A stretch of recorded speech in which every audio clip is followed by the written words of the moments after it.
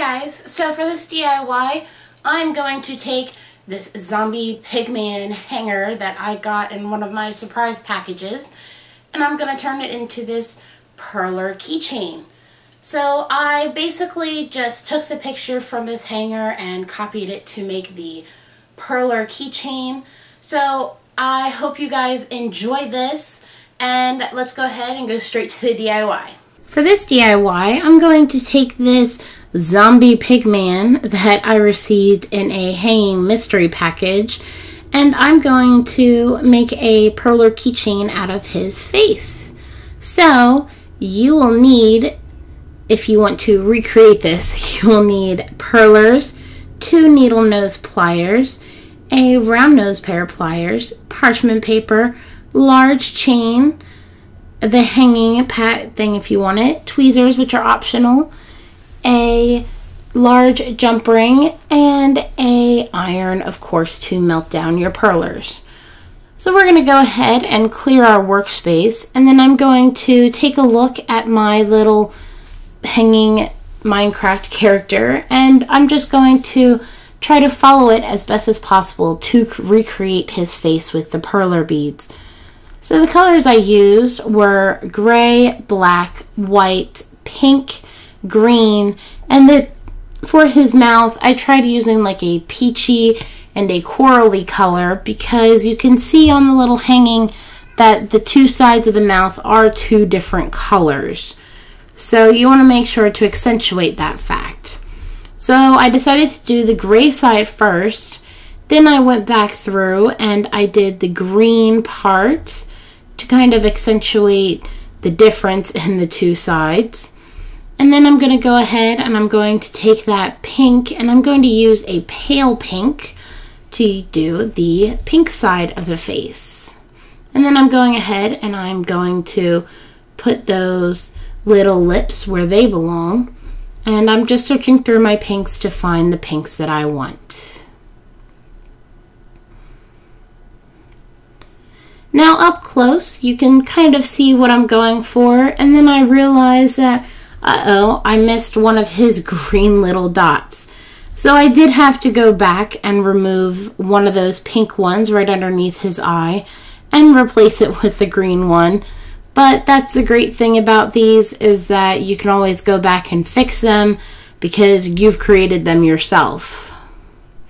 So we're just going to fix that and put that back in the green, so that it does look more like an exact replica of the face.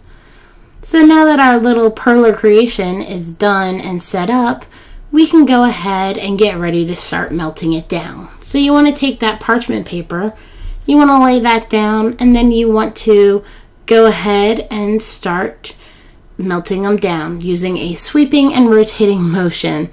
Now you do want to make sure that you have your iron heating up while you're making your creation, just so that it's nice and warm by the time you're ready to start melting. So while we wait for the first side to cool down, we're going to go ahead and take our large chain and we are going to separate it. I separate about 5 lengths to use for my keychains. So I'm going to go ahead and count 5, and then I'm going to separate. Now the jump ring from earlier that we pulled out, I'm actually going to put into that open link hole, because that's going to be used to attach it to the key ring or to the bigger jump ring that you put on your keys for your keychains. So now that that's done, your little perler face should be about ready, and there's a little big jump key ring that I forgot to grab.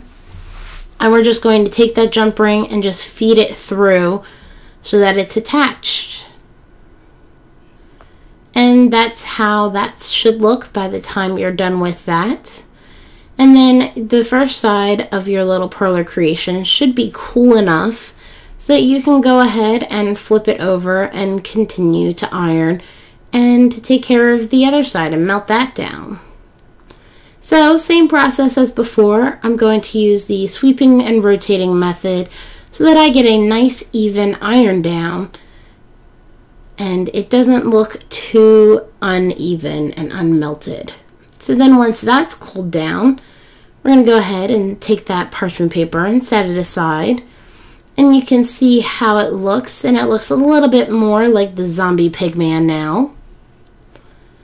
And there's a picture of them side by side for you.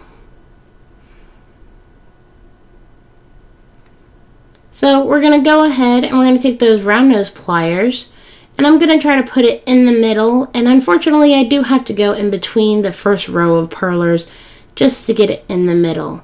So you can see there how far in I'm going to push it, and then I'm just going to go ahead and make that nice hole, and then I'm going to take the bottom of my chain and I'm going to separate this. Now I'm using the chain itself in order to put in between the little face so that it has a nice secure jump to it, and it's not going to fall off while you're putting it on your keychains.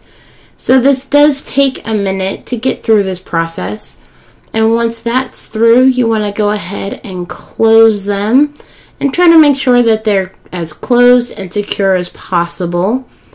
And then you want to take the closure of that ring and you want to rotate it so that's tucked inside the perler creation, which also helps to make it a little bit more secure. So now I'm going to show you a nice close-up of the two faces together so you can see how it looks side by side, and you can see how well my perler creation is compared to the hanging pig zombie man that I got. I hope you guys enjoyed that DIY. Make sure to hit that subscribe button so you can see more DIYs. Also, make sure to like me on Facebook so you can see pictures of future DIYs that I'm putting up a couple of days before they come out. Make sure to follow me on Instagram because I'm always posting pictures of DIYs I'm working on and craft supplies that I am getting during the week if I buy any. Also, make sure to check out my Etsy shop because you never know. One day, this little keychain might end up on there for you to purchase. So I hope you guys have a wonderful day, and I'll see you guys soon. Bye.